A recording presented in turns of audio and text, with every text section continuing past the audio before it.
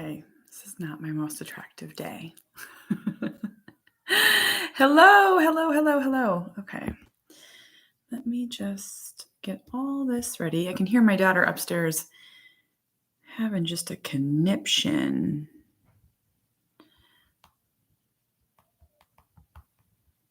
I have to tell you something about parenting my children. Okay, so all four of my children, and granted now they're 13, 11, 5, and 3.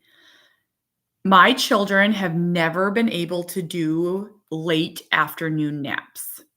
Never like and woken up happy. It's something like in our DNA.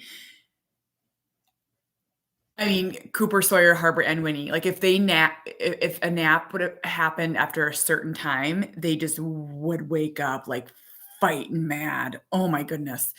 So today we spent all day at the lake and we just had a really nice family day. It was just exactly what we needed. We just really needed it.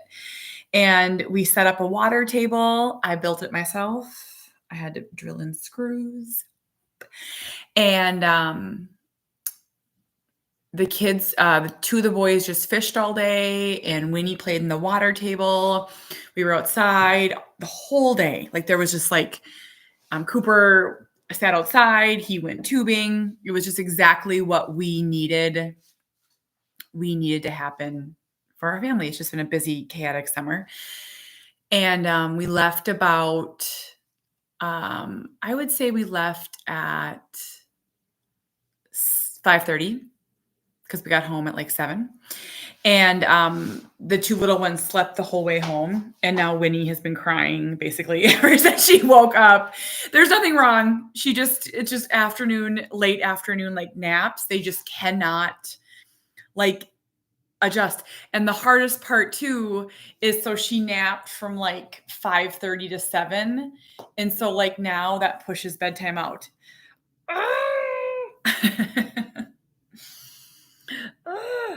I mean, can we be honest? Terrible. I find to be one of the most taxing things about parenting is I feel like I can be Mary Poppins truly all about 8:30. I want everyone in bed at 8:30. I want them all away from me. I want to watch my show. I want to scroll on my phone. I want to just sit in silence. That is, I would say, my hardest part of parenting is like 8:30 to 10 and 6:30 to 8 in the morning. Because my 5-year-old is a very early riser, and he wakes up with the energy of 1,000 ninjas and immediately just starts. And I'm like, coffee, coffee.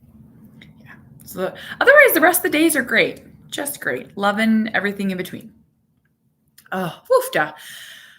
So I wanted to talk about something 100% positive. I know that sometimes I talk about sad things, and I know for whatever reason that makes people uncomfortable. I do think that there is often sadness that walks hand in hand with disability parenting, and I try to be really open about it and talk about it because what's my favorite quote? I suffered in silence, so I'm choosing to heal out loud. And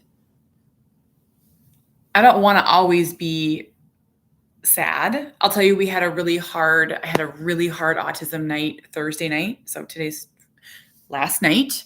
Last night, I had a really hard autism night. Cooper has very challenging behaviors in the car. And I want to be clear, they're not unsafe behaviors. We went through that. They're not unsafe, and they're not scary. They're not aggressive. Thank goodness. We've had different periods of time where we've had that, where we couldn't ride safely in the car and we couldn't, I couldn't do anything in the car. Now we have really silly manic behaviors in the car. And if you're outside the autism world, thank you, Mandy. Oh, that's lovely. Thank you very much. My future's so bright. Gotta wear my shades. Thank you, Mandy. So, we just have some really exasperating behaviors in the car. And I always say the car is like the hardest place because, you have to get from point A to point B and oh gosh. And so what that looks like for us is a lot of, moving him around the car, obviously when we're parked, to different seats so he doesn't exasperate his siblings. It's a lot of moving the seat, a lot of blaring the radio, a lot of rolling windows down, glove box, just exasperating. And I was talking to my supporters this morning. I typically go live to my supporter group in the morning, and I was just saying, last night almost broke me. I have these just exhausted thoughts of I can't do this forever. And thankfully they were there for me and talked me through it. And, often I just want to share, and it helps me to know that I'm not alone. It does. It helps to know that there's countless other people going through the same thing. And I mean, that's the beauty of social media, right? That's the beauty of social media. There's a lot of icky parts, but to be able to share what I'm going through and have someone say, you're not alone. This too shall pass. It may pass like a kidney stone, but it shall pass. And if it doesn't pass, we're going to be here for you. Like, that's all we want, right? That's all we want. That's all, Autism has always made me feel like we're alone. Like it's just us going through this. And then you feel, crazy, and you feel isolated. And it's like, is it just us that can't ride safely in the car? Is it just us that has this or this or yeah. Hi, Rachel. It does look like I have angel wings behind me. This is my wallpaper that I painstakingly put up. And I'll tell you, I ordered it too short. I'm not going to show you, but there's like this much where it's not on the bottom. And I called the company and I was like, I made a super duper bad mistake. And they're like, good luck. And not that I expected them to fix my problem. That's not but I was just like, could you help me brainstorm like a way to fix this? Cause like, it looks absolutely ridiculous. It does. And people always ask me like, where'd you get your wallpaper? And I'm like, I'm not going to share them because they didn't do good customer service. I'm always very purposeful with who I share. And I'm like, not going to share that. So back to my positive part. Here's what I want to tell you. This sentence is the truest thing I will ever tell you. Even more than my other 3 children. Cooper does something every single day that amazes me. Every single day, I don't remember it always being like this, but now, every day, he does something where I'm like, I didn't know you knew that. Or, oh my gosh, I never thought I could do that. Or, it's happening. Like, it's finally happening. Or, this is new. I mean, yes, Katrina, that's what I need to do. Yes, I need to. I can show you. I'll just show you. I'll show you my humiliation. I'm going to try and lift this up. Okay, I can't lift this up. See, just look. Look what I did. Done messed up. That's what I did. Made a very big mistake, but I went for it. I went for it and I did it anyways. And now I just have to figure out how to fix it. But I'll tell you, not one person has been in my office. This is in the basement and no one comes in here. This is just where I come to write books and hide from my children. So no one's seen it. I know I gotta do something. It's terrible. This is my book corner. And that, just so you know, see that right there? See that circle thing? That is the chapters in the new book that I just finished with Carrie Cariello and Adrienne Wood. Oh, hi. Thank you. Thank you, Roxanne. It's perfect. It's perfect. But if you could like pinch zoom, you could see the chapters in the new book. That comes out April 1st, 2025. Oh my gosh.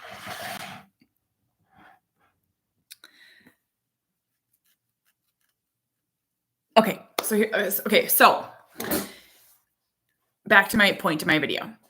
So when my son was diagnosed with severe, so his diagnosis, whether people in the depths of the internet want to argue with me about it, it was severe level 3 nonverbal autism with a language impairment. That's what his diagnosis was at 3.5. It was right. We could call Cooper a bird. We could call Cooper a grizzly bear. Cooper has autism. It is severe. He is nonverbal. Oh, there's an angry face. Yay. It's true. That's his diagnosis. And I'll tell you, I still do. But for so long, I would do this thing, and can other mothers share if they do this too? I would do this thing where I would wonder what his autism would look like when he was 5 and 10 and 13 and 16 and 20 and 21 and 30. I would go down this rabbit hole where I just needed to know. And, I would really remember or, wonder a lot. It's worry versus wonder. But I would wonder a lot, what does autism, what will that, make for our relationship? Like, if he never talks, how will we communicate? And will we ever have dinner together at a restaurant alone? Will we ever go to, I can tell you, I went through everything. Oh, thank you, Roxanne. This is like a riot. Oh my goodness. I never get stars. This is very fun. Thank you. Oh, and that reminds me. Can everyone on Facebook say hi? Just leave a comment. If all like 900 of you left a comment, it really helps people see my videos. Simple as that. Just say hi or go Cooper, or, Cooper's amazing. Or you look really good as a bear. Thank you, Lucy. Okay, so I just would wonder, what does this look like? And I will tell you, and this is a true story, I would Google for the longest time the same thing each time. I would Google no words at age 4, no words at age 5, no words at age 6. I stopped at 8 because the results were not good. So now my dream is that when someone Googles autism, they see Cooper and they see him playing Miracle League and riding horses and riding a bike and having a play date. I just, you guys, there was nothing positive or joyful about nonverbal autism shared when my son was diagnosed. And I just pray that it's changed, because I want you to know we have so much joy in our life. We have so much joy. Yes, it's hard. Yes, it's sad sometimes. Yes, I cry. But he is such a wonderful gift in our life. So I want to tell you some of the things that he's doing at 13. And this is all like in the last month that has just amazed me. Like amazed me. So I'm going to start with the first one.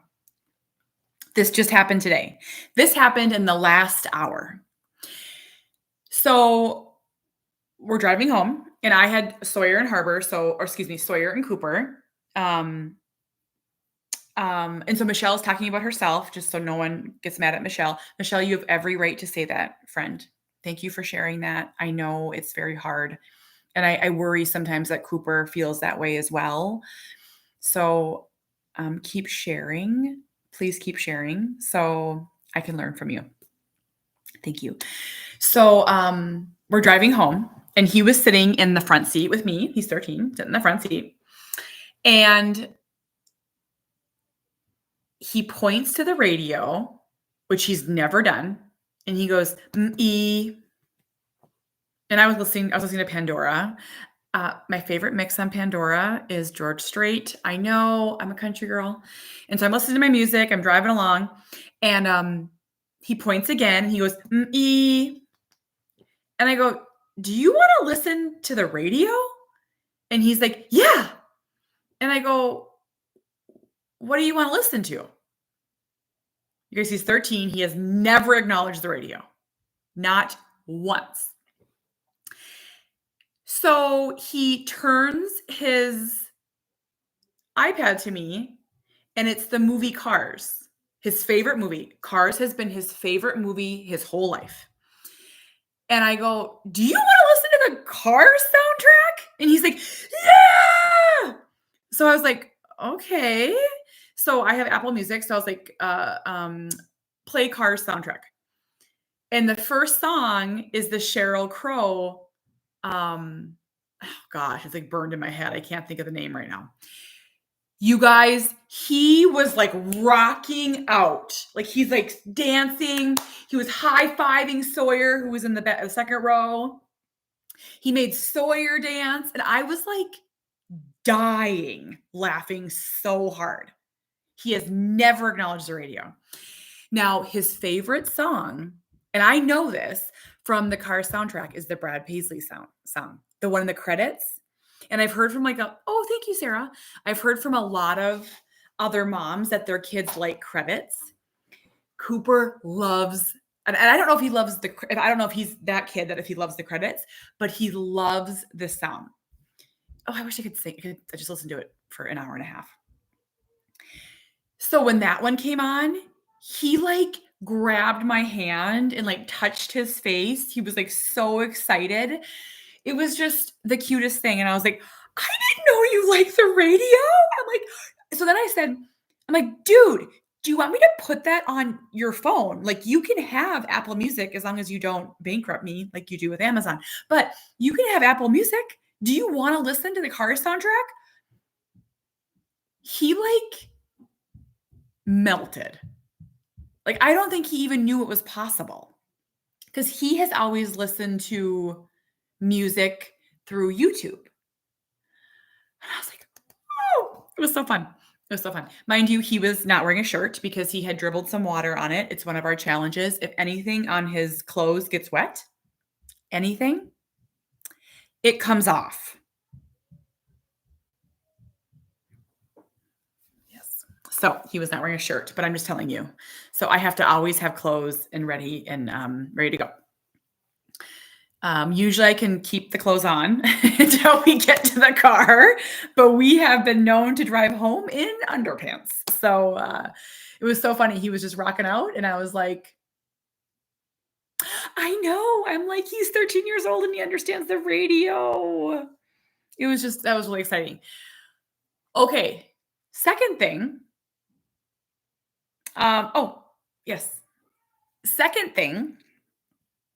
And I've shared this one before, but if you don't follow me that closely, you wouldn't know this. Cooper, if I go to the store, he waits for me in the window.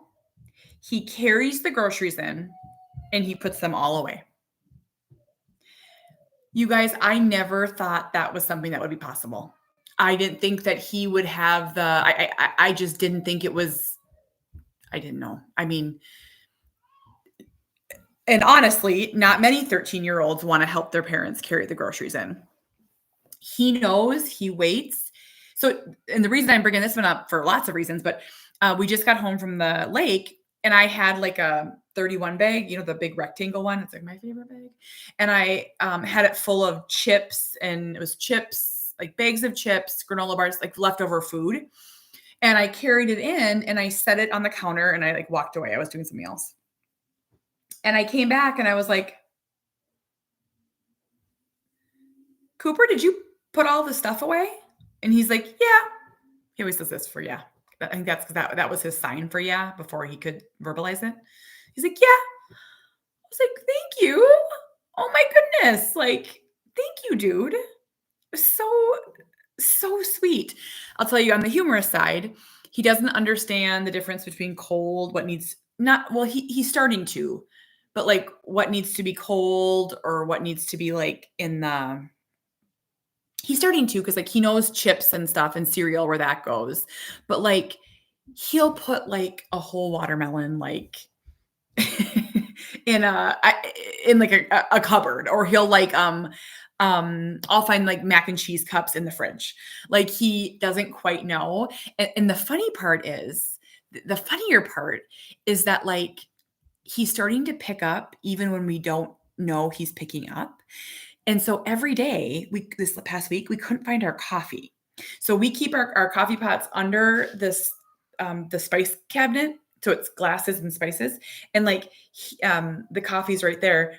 And each morning I'm like, where is the coffee? Like this is like bizarre.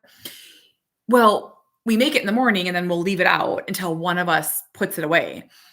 He picks up. He's been picking up. We had no idea. And so we've lost multiple things. We've lost things. Um, somewhere in my home, no lie, is a whole box of pancake on a stick, which is meant to be that's Harbor's favorite food. It's like breakfast sausage with pancake on it. And it looks like a corn dog. He put it somewhere. I don't know where it is. So, surprise! Well, we will find that someday. I don't know where it is. That shall smell. What else? The grocery thing is unbelievable. Oh, this one blew my husband away. So, my 2 younger children are very into toys, and I say that like that because my second son, Sawyer, was never really into toys. Like, he would rather play sports or so I'm just telling you, like, they're like little bag people, like they bag lady people that they carry stuff around, like and one of the challenges with them is we have a toy room and it's in the basement and they bring everything upstairs. So like every day they're making like multiple trips. Like we're working on it because it's just, let's just bring up one thing and play with it. Or, my daughter is just crying her eyes out. I'll have to go up there in a minute. Poor dad. It sounds like dad's on the run. So I would say every couple week or so, I just get just so overwhelmed. I'm telling you, the amount of stuff that Harbor can carry up in a day would blow your mind. So I'm like the mom that sets everything by the steps. That's how I clean. So I go from room to room and I drop things off and I had like a pile of stuff, like tubs of stuff that needed to go downstairs. And I'm like, "Oh, when I go down, I'll do it." So I carried a tub down and then my husband came down after me and carried a tub and we knew there was one more and it was heavy, you guys. Think of like a big tub that like you pack clothes away in. It was full of toys. All of a sudden we hear, ugh, ugh, ugh. And Cooper comes down carrying this tub. It was like over his head. He couldn't even see. And he's like, and he sets it down and he turns around and he goes, I laughed so hard. I laughed so hard. He's so funny. Now, here's the thing. When we think of child development, right? We think of reading and writing and using scissors and you know, Sawyer's making eggs now. That's like a really big deal for him. He can make his own ramen. Like we think of like there's certain things that we think of and the rest of it just happens. And this is the difference between autistic or disability parenting and neurotypical parenting. And this is the truest thing I'll ever tell you. Neurotypical kids just seamlessly do things. They just seamlessly learn. And all of a sudden, they just talk and they just do things. Like my daughter dresses herself. She's 3. She's 3. Yeah, she's 3. I didn't know that she could put her shoes on. She just does it. It's like you don't have to teach everything. With autism and with Cooper, we have to teach him everything. And for him to notice that this needed to go downstairs and to pick it up and to carry it, like, when I think of like what matters, like I'll tell you, Cooper holds the door for me. I know that sounds so minor, but like this was the boy who you could enter a room and he may not acknowledge you ever. I'm gonna tell you, I have this in my book. I have a sentence in this book where I said to my mom, and this is a true story, I don't even know if Cooper knows I'm his mom. He doesn't acknowledge me. He was like 18 months old. And now this boy holds the door for me. He carries my groceries in. Like, I just think, how lucky am I? Right? Like, if I can give hope, if you just heard severe nonverbal autism and your heart is breaking and you're terrified, you guys, this boy amazes me every day. I'm trying to think of some other things that he's learned to ride a bike. His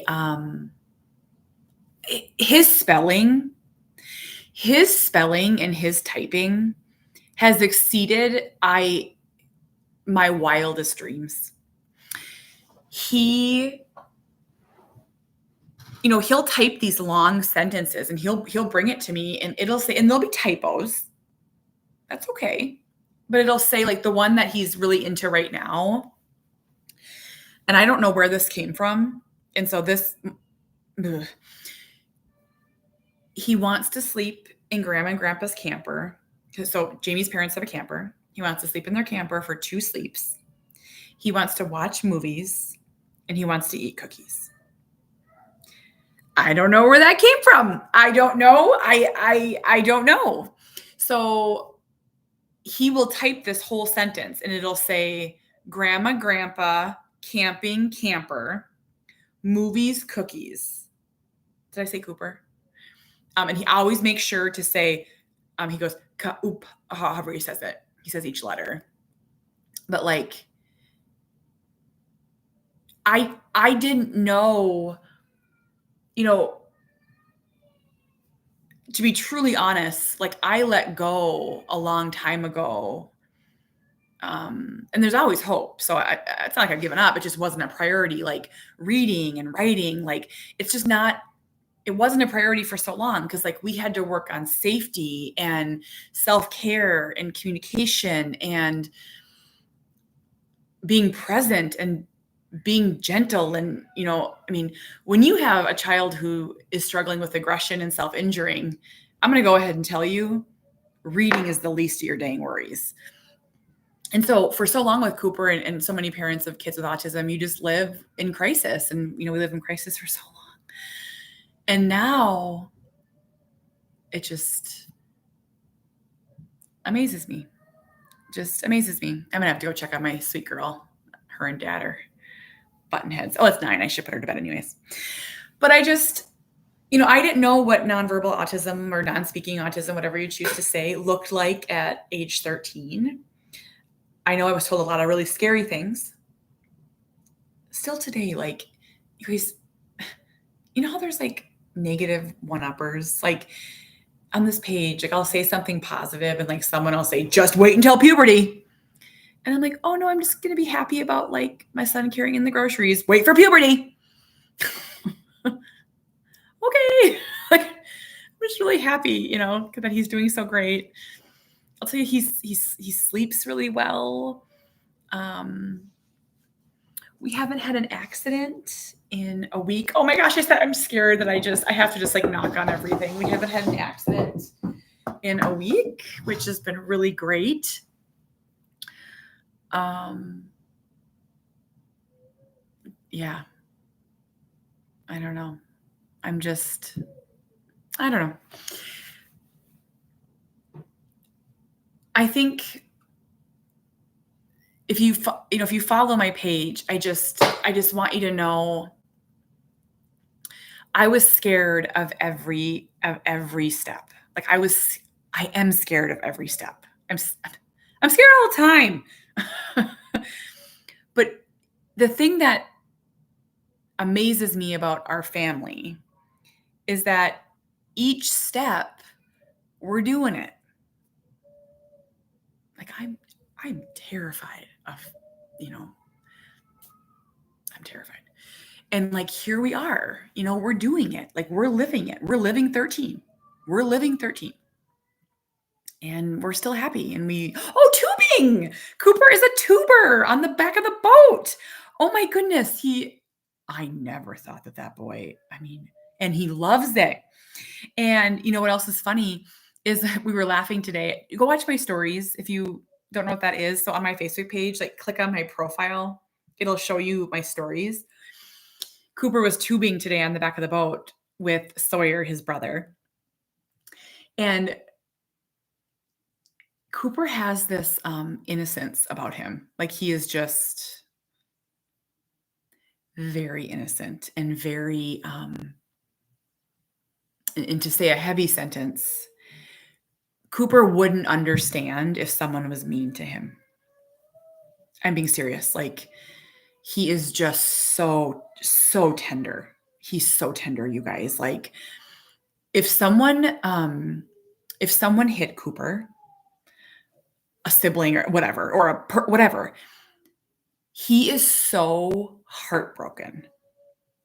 Like Cooper had to get a shot for something. He was like heartbroken. Like he couldn't figure out like why someone would hurt him. Like, why is this happening? So I'm saying that because he was on the tube today and Jamie was really, really giving him a run for their money. They were having so much fun. And Cooper is so happy and so joyful that he doesn't even know how to hold on. He's like, ah! Like, so Sawyer's like holding on to him and like, hold on, He's just he doesn't like even know. I don't even think he knows he could fall off.